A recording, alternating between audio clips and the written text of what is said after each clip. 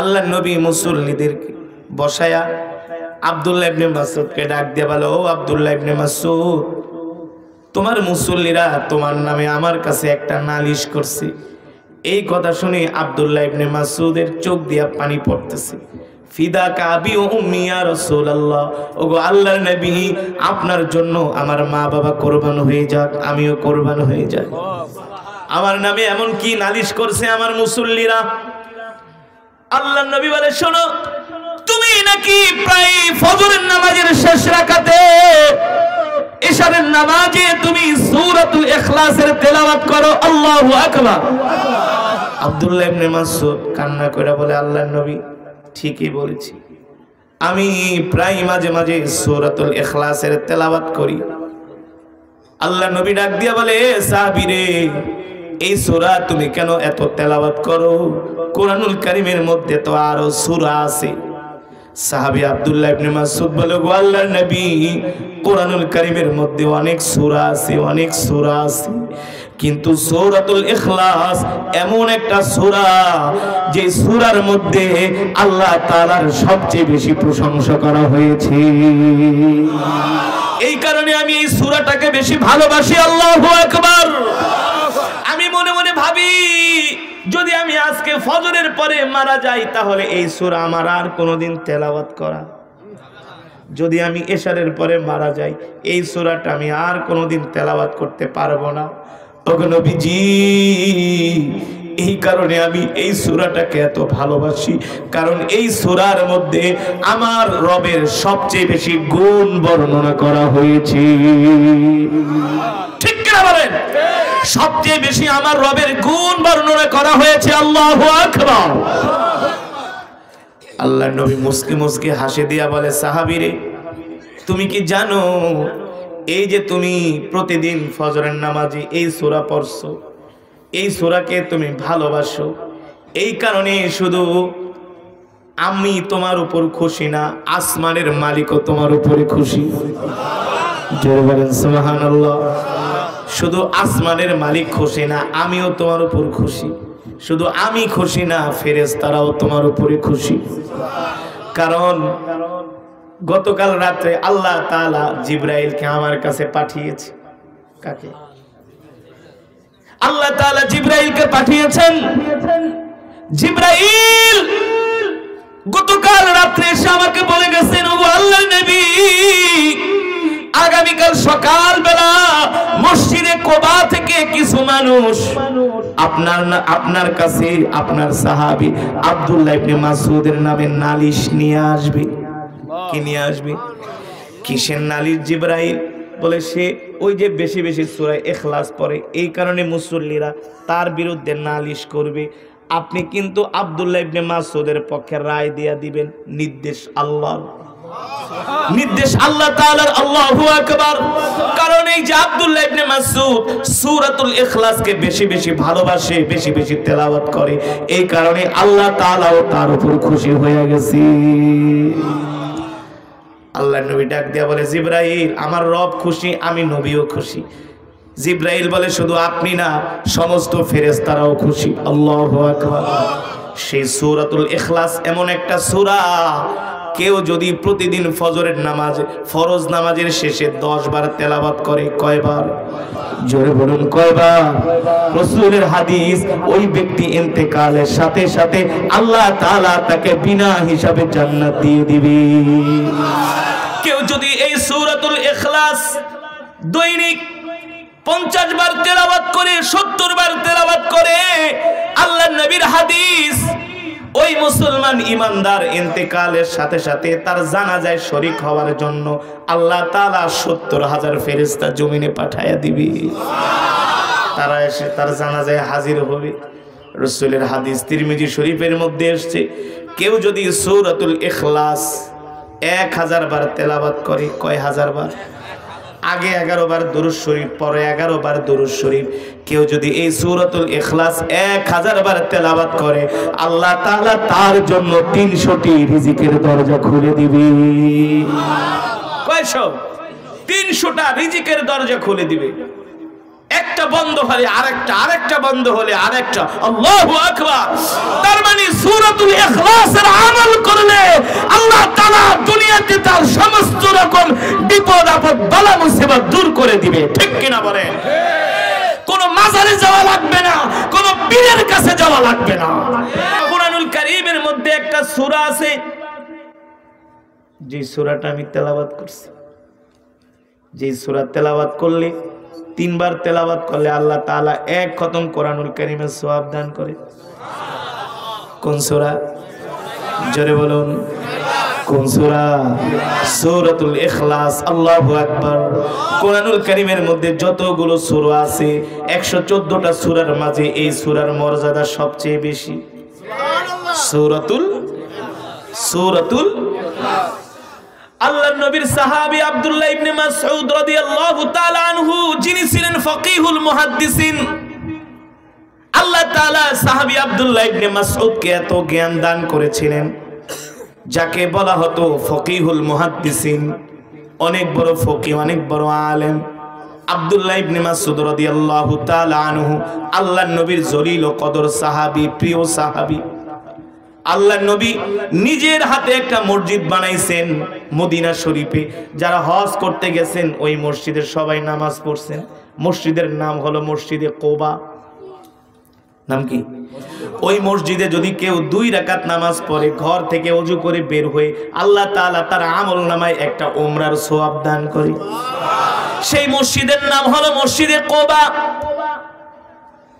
আল্লাহর নবী রাহমাতুল লিল আলামিন মদিনার মসজিদে বসে আছেন। ওই কোবার মসজিদের কিছু মুসল্লিরা আল্লাহর নবীর কাছে আসছে। আয়েশা বলে, গো আল্লাহর নবী, আমাদের মসজিদে একজন ভালো একটা ইমাম দেন। এখনকার কথা না, 1450 বছর আগের কথা। আল্লাহর নবী বললেন, আমি তোমাদেরকে একটা ইমাম দিচ্ছি। সাহাবী আব্দুল্লাহ ইবনে মাসউদকে ডাক দিলেন, তাআল ইয়া আব্দুল্লাহ ইবনে মাসউদ, এদিকে আসো। আব্দুল্লাহ ইবনে মাসউদ আসলেন, মুসল্লিদেরকে বললেন, নেন, আমি আপনাদেরকে একটা ইমাম দিলাম। সাথে করে সাহাবী আব্দুল্লাহ ইবনে মাসউদকে তারা নিয়ে গেলেন। সাহাবী আব্দুল্লাহ ইবনে মাসউদ প্রতিদিন মসজিদে কোবায় ইমামতি করেন।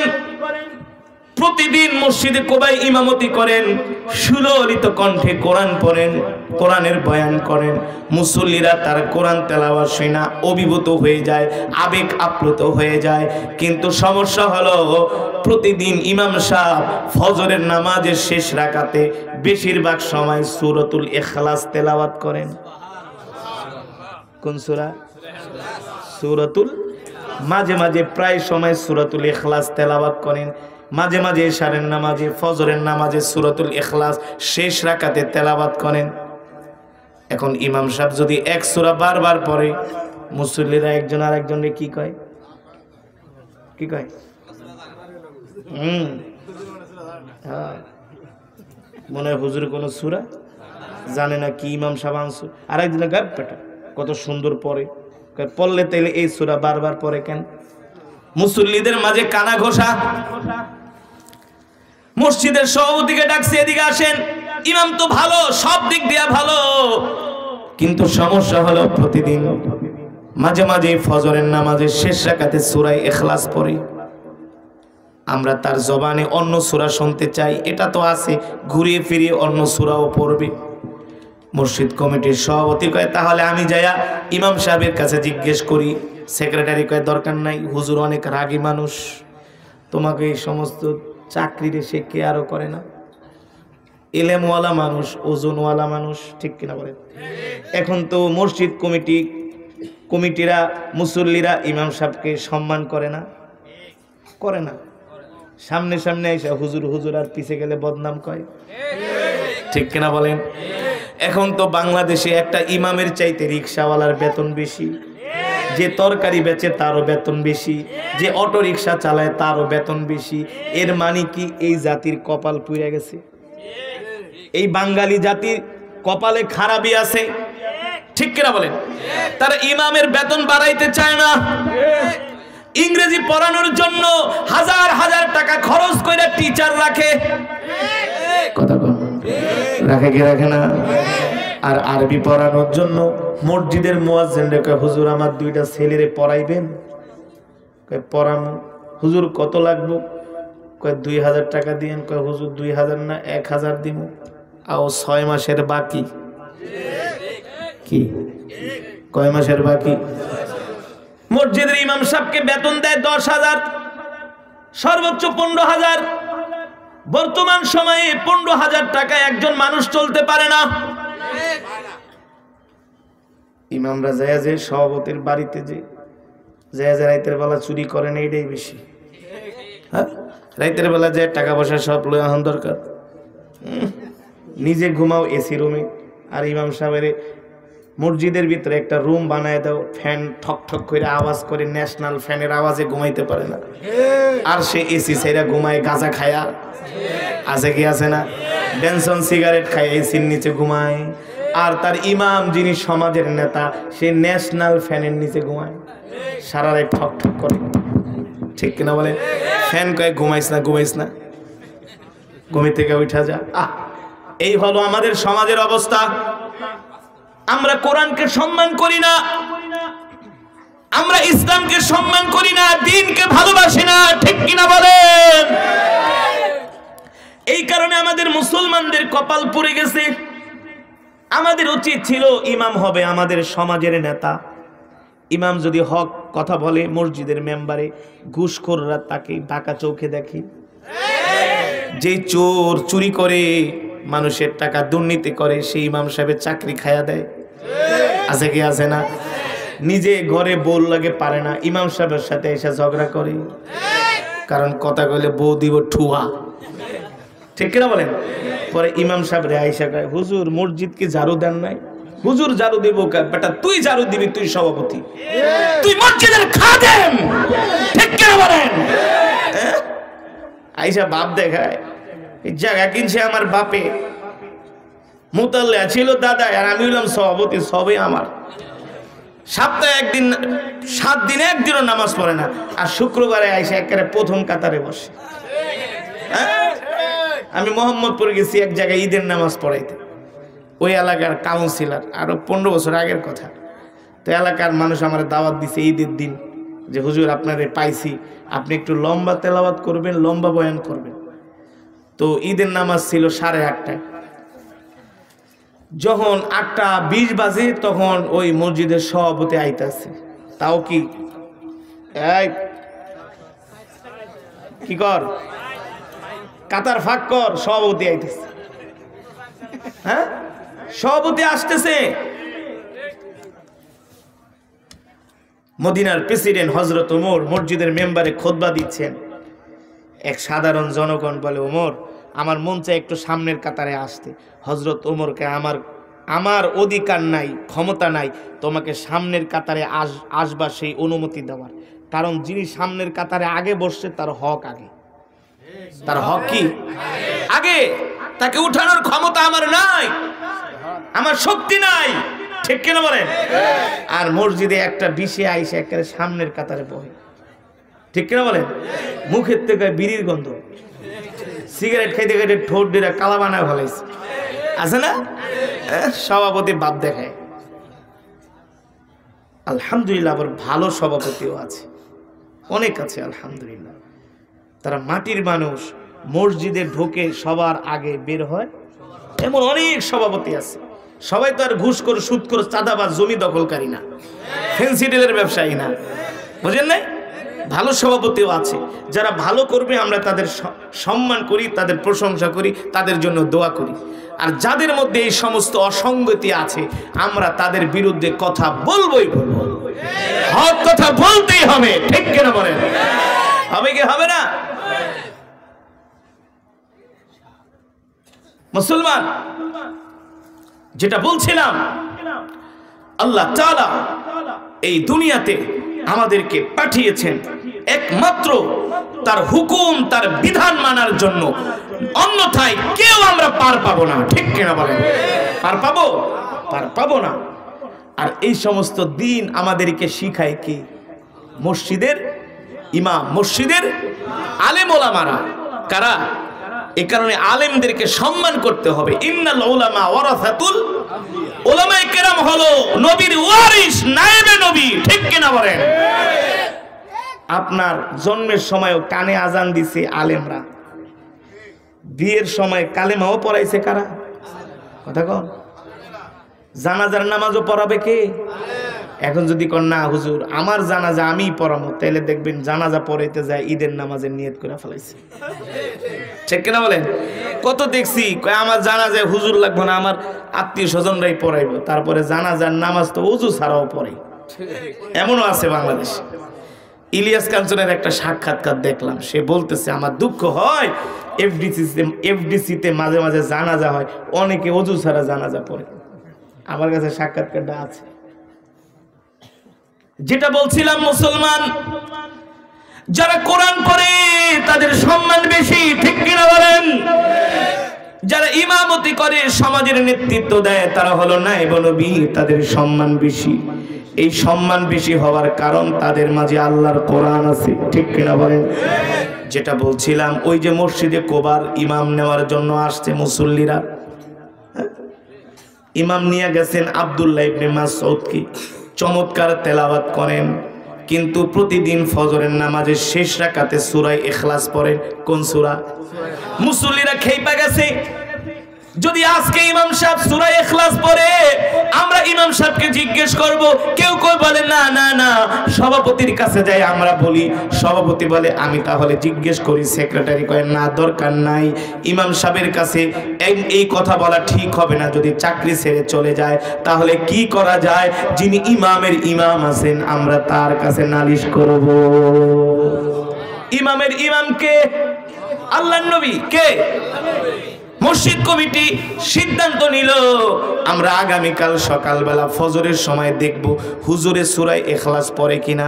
যদি পড়ে আর দেরি করব না, আমরা মসজিদের নববীতে যায়া আল্লাহর নবীর কাছে ইমাম সাহেবের কাছে নালিশ দিব।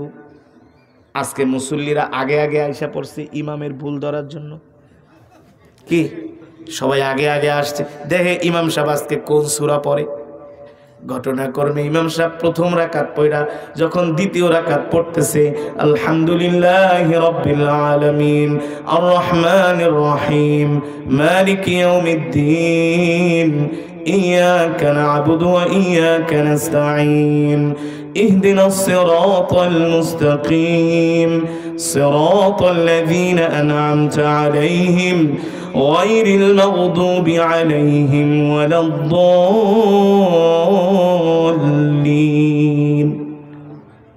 আমিন। মুসল্লি মনে করছে অন্য সূরা পড়ব, কিন্তু না, ইমাম সাহেব সে আগের সূরাই। কোন সূরা? সূরাতুল ইখলাস পুরা নামাজ শেষ করলেন।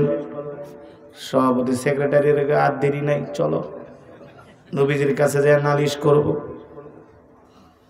ফজরের পরে মুসল্লিরা কাতার বেঁধে মসজিদের নববীর দিকে রওনা শুরু করলেন। কুবা থেকে মসজিদে নববীর দূরত্ব হলো 3 কিলোমিটার। কয় কিলো? 3 কিলোমিটার। আমি অনেকবার আলহামদুলিল্লাহ আমি এবারও হজের সফরে যাই হেঁটে হেঁটে মসজিদে কুবায় গিয়েছি। কি যে শান্তি লাগে।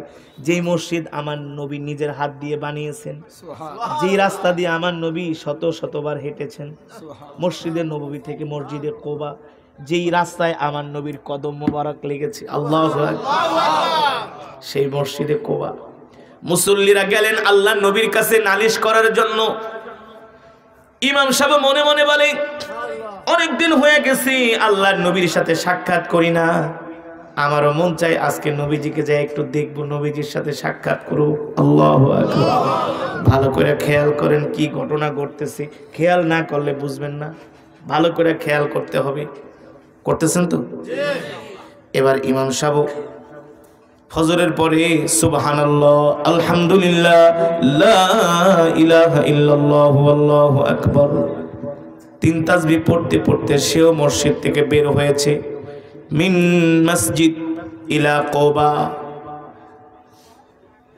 মিন মসজিদ কুবা ইলাল মদিনাতুল মুনাওয়ারা মসজিদুন নববী। মসজিদে কুবা থেকে আব্দুল্লাহ ইবনে মাসউদ রাদিয়াল্লাহু তাআলা আনহু মসজিদে নববীতে যাচ্ছেন আল্লাহর নবীর সাথে দেখা করার জন্য। হাঁটতে হাঁটতে হাঁটতে হাঁটতে যখন একেবারে মসজিদে নববীর কাছে চলে গেলেন, আল্লাহর নবী মসজিদে নববীতে মেম্বারের পাশে বসে আছেন, পাশে সাহাবীরা বসে আছেন।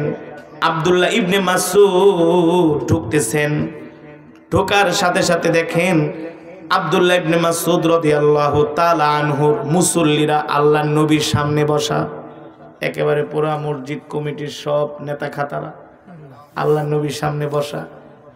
এখন যদি মুসল্লিরা আল্লাহর নবীর সাথে দেখা করতে আসে, ইমাম সাহেবকে তো জানানো ঠিক না যে হুজুর চলেন নবীজির সাথে দেখা করে আসি, কিন্তু ইমাম সাহেবকে না জানায় মুসল্লিরা আসছে, কারণ হলো নালিশ করতে, ঠিক কিনা বলেন? একজন মুসল্লি আরেকজনকে ডাক দিয়ে বলে, দেখছস ইমাম সাহেব জানে কেন আমরা আইছি? কেবড়া কইছিলাম না দরকার নাই, ইমাম সাহেব অনেক বড় আল্লাহর ওলি, ইমাম সাহেব অনেক উঁচু তবকার মানুষ, ঠিক কিনা বলেন? বলছিলাম না মাতবরি করো না। ইমাম সাহেবকে দেখে একজন আরেকজনের জিব্বা কামড় দিয়া কয়, ইমাম সাহেব জানে কেন আমরা আসছি এখানে? সভাপতি ঘুরা দাঁড়ায়, সেক্রেটারি ঘুরা ঘুরা ইমাম সাহেবের দিকে তাকায়, ইমাম সাহেব তাদেরকে দেখা তাকায়। আল্লাহর নবী আব্দুল্লাহ ইবনে মাসউদকে দেখা মুস্কি মুস্কি হাসি আর বলে, তাল তাল তাল, আসো আসো আসো আব্দুল্লাহ ইবনে মাসউদ, আসো আসো আমার কাছে আসো, ইজলিস হুনাক, এখানে বসো। এবার সাহাবীদের মাঝে কাচুমুচু শুরু হয়ে গেছে, একজন আরেকজনের দিকে তাকায়। মুসল্লিরা আয়েশা আল্লাহর নবীর কাছে বিচার দিয়েছে, ওগো নবীজি আপনি আমাদেরকে যে ইমাম দিছেন, অনেক সুন্দর তেলাওয়াত, অনেক সুন্দর বয়ান। আল্লাহ নবী কয় সবই তো প্রশংসা, তাহলে সমস্যা কি? বলে সমস্যা হলো ইমাম সাহেব প্রায় মাঝে মাঝে ফজরের নামাজের শেষ রাকাতে সূরা ইখলাস তেলাওয়াত করি, কিন্তু আমরা ডরে বলতে পারি না, আপনার কাছে এই কারণে নালিশ নিয়ে আসছি। আল্লাহর নবী এই কথা শুনে মুস্কি মুস্কি হাসতেছেন।